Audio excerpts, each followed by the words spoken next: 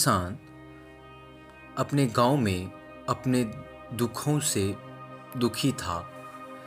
किसी ने उससे कहा कि तुम अपने दुखों के समाधान के लिए बुद्ध की शरण में जाओ, जो कि कुछ दिनों के लिए आए हैं और यहाँ से कुछ दूर एक गांव में ठहरे हुए हैं।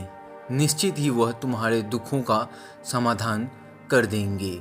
यह सुनकर वह किसान बड़ी ही अभिलाषा लिए बुद्ध की शरण में चल पड़ा। यह विचार लिए कि बुद्ध उसे उसकी परेशानियों से, उसकी मानसिक पीड़ा से, उसके तनाव दुखों से निकाल लेंगे। वह बुद्ध के पास पहुंचा। उसने बुद्ध से कहा कि हे बुद्ध, मैं किसान हूँ, मुझे खेती करना अच्छा लगता है, लेकिन किसी भी वर्ष पर्याप्त वर्षा नहीं होती है और मेरी फसल बर्बाद हो जाती है। पिछले साल मेरे पास खाने को भी कुछ नहीं था और इस साल भी बहुत अधिक वर्षा ना होने के कारण फसलों का बहुत ही ज़्यादा नुकसान मुझे हुआ है। मेरे पास खाने को पर्याप्त भोजन भी नहीं है। किसान ने कहा, मैं विवाहित हूँ, मेरी पत्नी मेरा ध्यान रखती है और उससे प्रेम करता हूँ मैं, पर वह कई बार मुझे बहुत परेशानी कर देती है और घर में बहुत कलेश हो जाता है, जिससे मैं यह सोचने लगता हूँ कि यह मेरे जीवन में ना आई होती तो अच्छा ही होता। मेरे 2 बच्चे भी हैं। कई बार मेरे बच्चे भी मेरी अनादर और अवहेलना कर देते हैं, मेरी बातों का पालन नहीं करते। किसान अपने दुखी जीवन की तमाम बातें लगातार बुद्ध को बताते जा रहा था। बुद्ध ध्यानपूर्वक उस किसान की समस्या सुन रहे थे। जीवन की तमाम समस्या बताने के बाद जब कुछ मन हल्का हुआ तो वह चुप हो गया। अब उसके पास कुछ अन्य समस्या बताने को शेष नहीं थी। वो अब शांत बैठकर बुद्ध की ओर देख रहा था और समस्याओं का उपाय पाने के लिए बुद्ध के जवाब का इंतजार कर रहा था, किंतु बुद्ध मौन थे। किसान फिर बोला कि हे बुद्ध, मैं आपकी शरण में आया हूँ, कृपया मेरे जीवन की इस समस्याओं का समाधान करें। बुद्ध ने कहा, मैं तुम्हारी कोई सहायता नहीं कर सकता। किसान ने अचंभित होकर कहा कि अरे, ये क्या कह रहे हैं आप? सभी कहते हैं कि आप सभी के दुखों का समाधान निकालते हो, तो क्या आप मेरे दुखों का निवारण नहीं कर सकते, इसलिए कि मैं एक गरीब किसान हूँ? बुद्ध ने कहा कि सभी के जीवन में कठिनाइयाँ आती हैं। जीवन में दुख परेशानियों का आना स्वाभाविक है। मनुष्य के जीवन में उसके कर्म अनुसार अक्सर परिस्थितियों में बदलाव आता रहता है, जो दुख सुख निराशा क्रोध का कारण बनती है। नए रिश्ते बनाना, पुराने रिश्तों का बिगड़ना, रिश्तों में मिठास कड़वाहट, यह सब सामान्य है। यह जीवन का हिस्सा है और यह जीवन का चक्र है। वास्तविकता यह है कि हम सबके जीवन में 83 तरीके की कठिनाइयाँ होती हैं और हम इन कठिनाइयों का समाधान नहीं कर सकते। कोई भी नहीं कर सकता, मैं भी नहीं। जीवन और जीवन में बने रिश्ते कोई स्थिर नहीं है। एक दिन रिश्ते भी छोड़ जाएंगे और यह जीवन भी ख़त्म हो जाएगा, लेकिन यह समस्याएं जस की तस बनी रहेगी। आज तुम्हारी ज़िंदगी में है तो कल किसी और की ज़िंदगी में होगी। इस पर किसान संयम होकर क्रोधित हो जाता है और ऊंचे स्वर में बुद्ध से बोलता है कि सब बोलते हैं कि आप महात्मा हो, सिद्ध पुरुष हो, आत्मज्ञानी हो, और मैं यहाँ इस विश्वास से आया था कि आप मेरी समस्याओं का समाधान करेंगे, मेरी सहायता करोगे, मगर आप मेरी समस्याओं का समाधान ही नहीं कर सकते, तो मेरा आना यहाँ व्यर्थ हो गया। सभी लोग झूठ बोलते हैं कि आप समस्याओं का समाधान करते हैं, मेरी एक भी समस्याओं का आपने समाधान नहीं किया। आपसे भले तो वो महात्मा हैं जो मेरे घर 2 वर्ष पहले आए थे। उन्होंने मेरे घर में यज्ञ कराया, दान दक्षिणा करवाई और मेरे मन को अपार शांति मिली। कुछ सुख भी आया, कुछ दुख भी आया, लेकिन आपने तो मेरी किसी भी समस्याओं का समाधान ही नहीं निकाला। आपने तो सीधा मुझे मना कर दिया।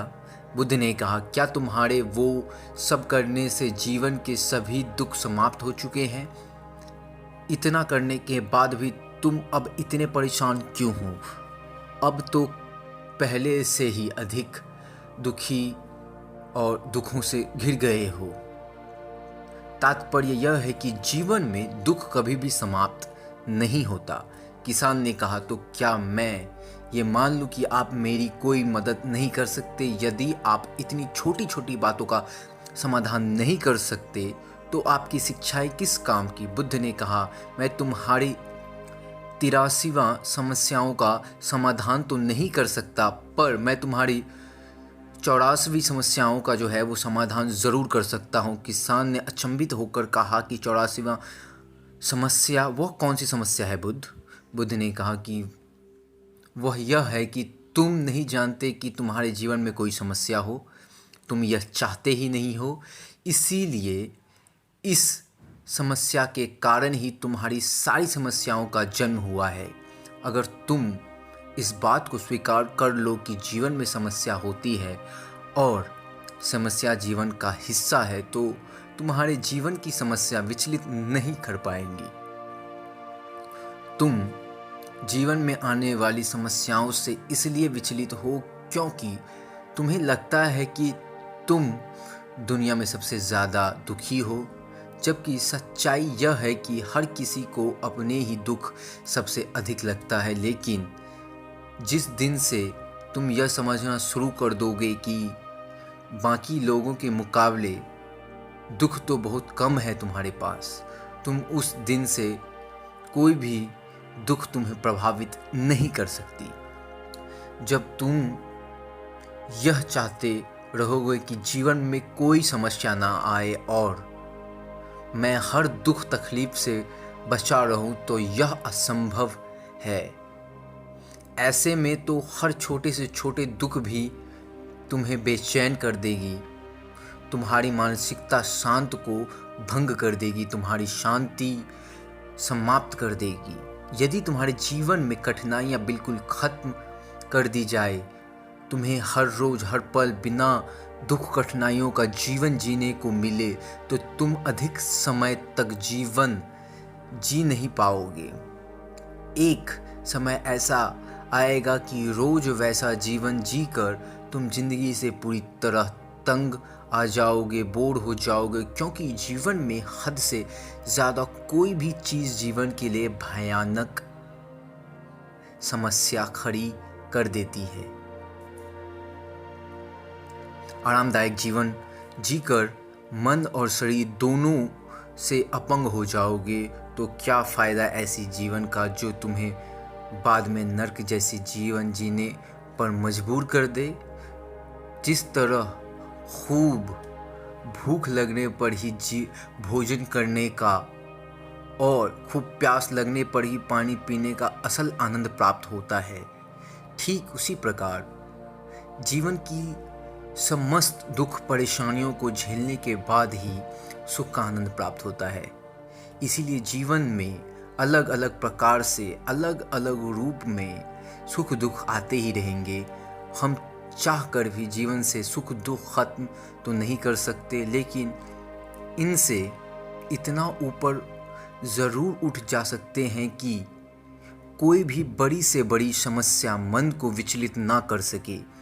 इसीलिए अपने मन को शक्तिशाली बनाओ, संयम रखो, रोज ध्यान लगाओ, अध्यात्म ज्ञान प्राप्त करो। यही तुम्हारे जीवन की समस्त समस्याओं का समाधान है। इसी को जीवन की 84वां समस्या का समाधान कहा गया है। महात्मा बुद्ध का यह अद्भुत ज्ञान प्राप्त कर किसान तृप्त हो गया, उसका मन पूरी तरह से हल्का हो गया। जो परेशानियों का जो कौतूहल मन को परेशान कर रहा था वह शांत हो गया। किसान आंखें बंद कर आनंद को अनुभव करने लगा। किसान को समझ में आ गया कि वह अब तक क्या गलती कर रहा था। किसान बुद्ध के चरणों में गिर गया। तो दोस्तों, उम्मीद करता हूँ कि महात्मा बुद्ध की यह इंस्पिरेशनल कहानी से आप लोगों के जीवन में भी परेशानियाँ समाप्त हो जाएंगी और आपके मन में जितने भी प्रश्न थे वो आपको उनका उत्तर मिल गया हो। अगर वीडियो अच्छा लगा हो तो हमारे चैनल के साथ ज़रूर बने रह सकते हैं। इसी तरीके की कहानियाँ मैं आप लोगों के लिए लाता रहूँगा। मेरा नाम है गौरव और आप लोग देख रहे हैं द ज्ञान स्थान। वीडियो देखने के लिए बहुत ही ज़्यादा धन्यवाद।